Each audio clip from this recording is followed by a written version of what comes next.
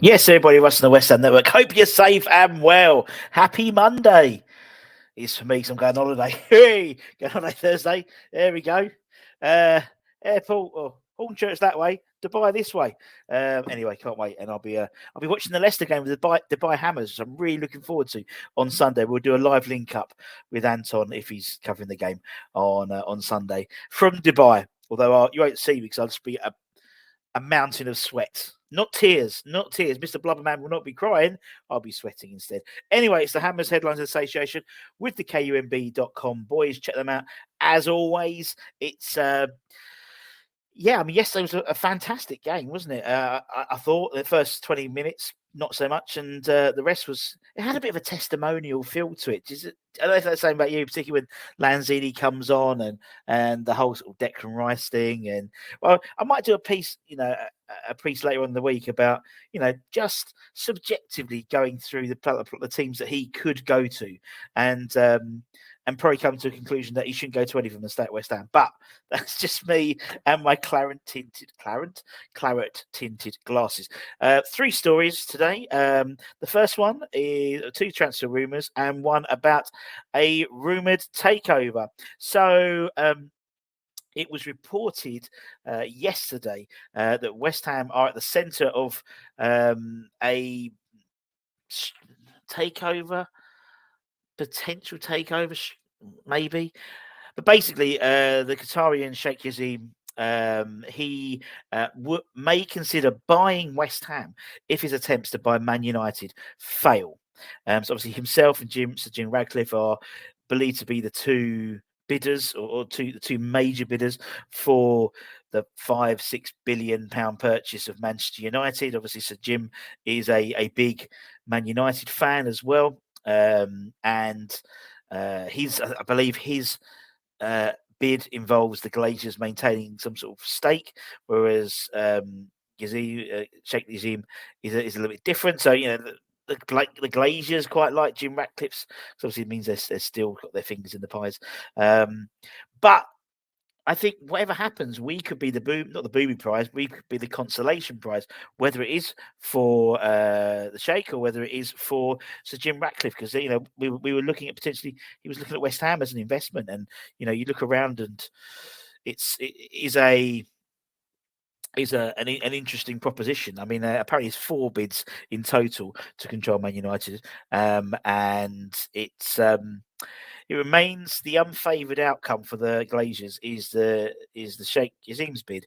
Now, according to the Spanish outlet El Pasa, the Sheikh has set his sights on another Premier League club, and that being West Ham, apparently. The paper was quoted in saying that the Qatar Investment Bank are beginning to assess other entry options to the Premier League. A report claims that their first alternative is to buy West Ham, which, together with Tottenham as another option, is the clubs with the most incapacity fans in London. Or stadium capacity, not incapacity. West Ham fans probably were last night, to be honest. And it goes on to it says West Ham guarantees a full house every weekend, and that is something which interests the Sheikh consortiums. Currently, however, with David Golden and obviously Jacqueline shares unavailable whilst probate continues, there can be no bid or acceptance, and that scenario could potentially continue up to a year, in all honesty, if probate, for anyone who's unfortunately parents or loved ones have died, probate can be an arse at the best of times, let alone for a multi-million pound man. And then he's sort of his daughter as well, unfortunately. So whether West Ham and the board will be keen on an owner from Qatar is another question. But it raises the same questions maybe when there was a similar takeover at Newcastle, and there's been also talks of Liverpool takeover by I think that was by Saudi Arabian investors. So it.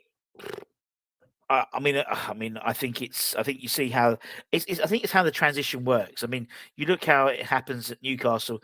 They seem to have got the blueprint right, in my opinion. Particularly if you look at, say, Todd Bowley at Chelsea, where they've just thrown money in, which is exciting. But you can't nowadays. You need to build a team. You can't go out and buy Galacticos and expect them to just play together. You have to build a team. When you see Newcastle have gone out. They went out and Eddie Howe went and bought 3 top quality, good, solid British-based players in terms of Nick Pope. They went and bought Trippier, and they went and got Dan Burn. And then they've sort of worked with what they have. They went out and bought Alexander Isak, who I criticise them. I thought they overpaid, but I was a mug and they didn't. So they're sort of doing it bit by bit rather than a complete step change, which I think the right way to do it, because then you sort of build. And if they get into Newcastle a point away from getting into the Champions League, then they go into another, rather than just being a rich club. They're a rich club now in the Champions League, or the richest club in the Champions League. But we'll keep an eye out on that. But I said developments could be slow in that process. I'm not expecting a summer buyout, in all honesty, just on that reason alone. In terms of players we've been looking at, apparently, according to the Sun's Alex Dixon, West Ham have sent scouts to Strasbourg for their French midfielder Habib Diarra. Apparently, us, Leeds, Leicester were all out there recently, and he is set on a major move to England.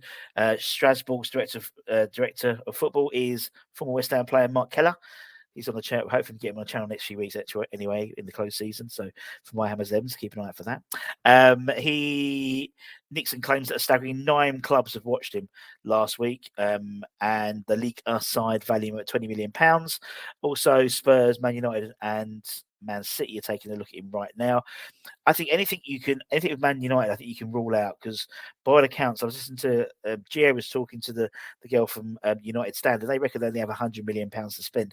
So that's probably, if they buy Harry Kane, that's pretty much tied up in that in terms of FFP. So, and I think Man City maybe.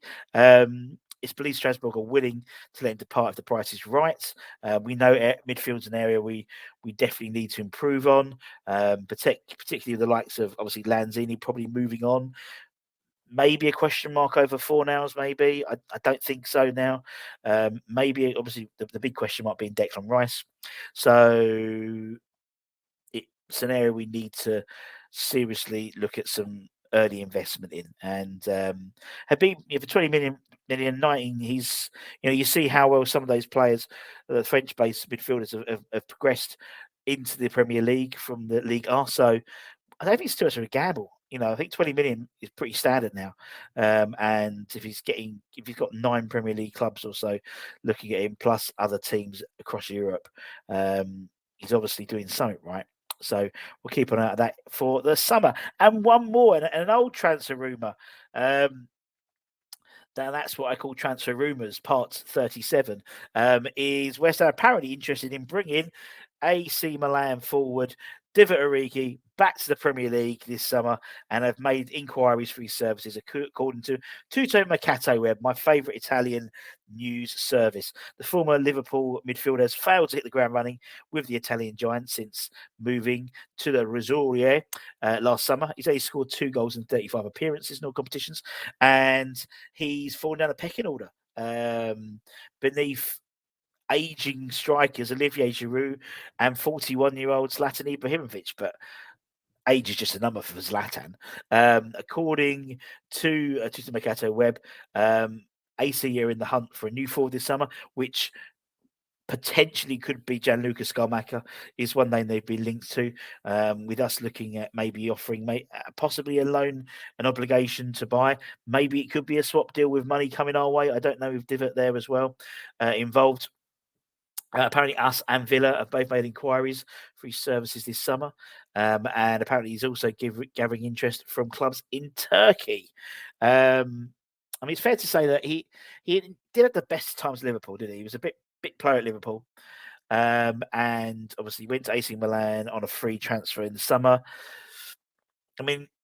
He always seems to. We know Moisey likes him, and that obviously a move may mean that Moisey's staying for the summer. Who knows? And I think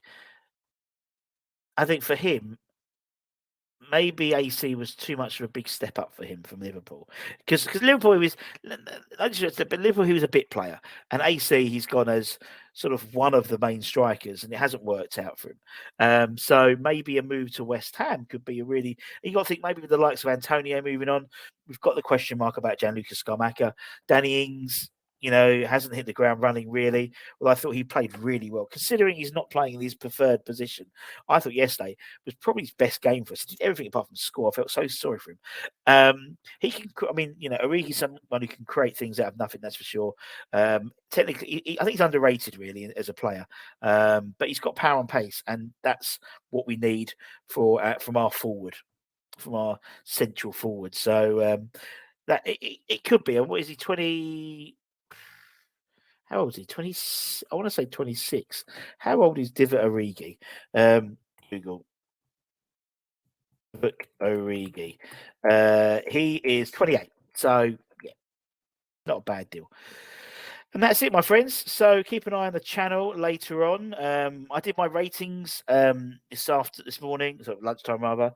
Anton did a little show about Lucas Paqueta, why he's in love with him, and then tonight we've got the battler from the siege of AZ Alkmaar on the show, on the channel, talking live about West Ham, about last Thursday. We've got Knowlesy. Knowlesy's on the channel.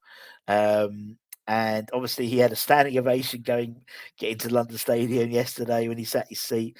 I think he seats near Nigel Carlin and people like that. So standing ovation, and didn't have to buy a drink all day. So good luck to him. And we're going to have a little chat with him tonight. So 9 o'clock UK time. So keep an eye out for that. Take care. Stay safe. Stay warm. Stay humble. Keep the faith, my friends. Come on, you Irons. As Moyes says, one more to go. Which not 2 more to go, but not bothered about Leicester game. But one more to go. One more to go. Much love. Bye bye.